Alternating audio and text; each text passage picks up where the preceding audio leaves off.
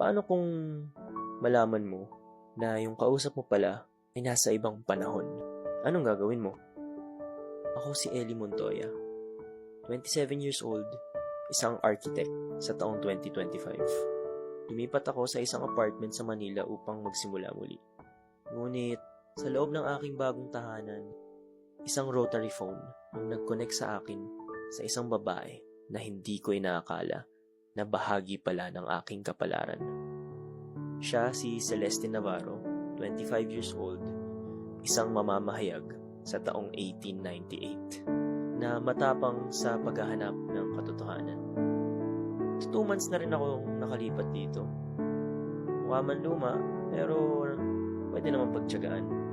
Sente naman na to para sa solo living na kagaya ko.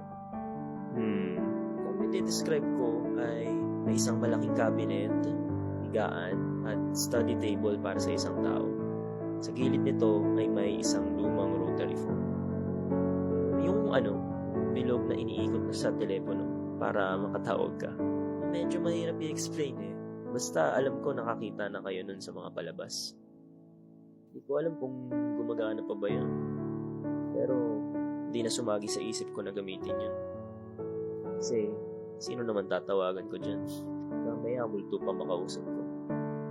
Hanggang sa isang gabi, alas 12 ng madaling araw, bigla itong tumunog.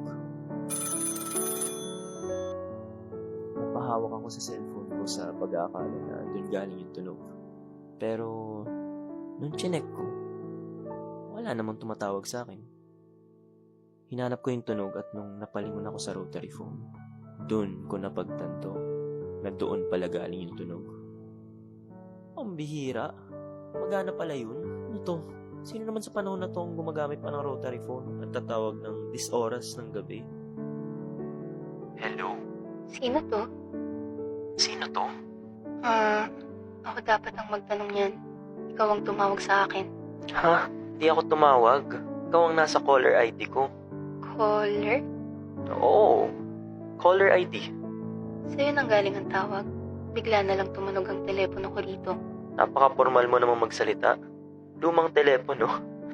Landline ba yan? Oo, teleponong rotaryo to.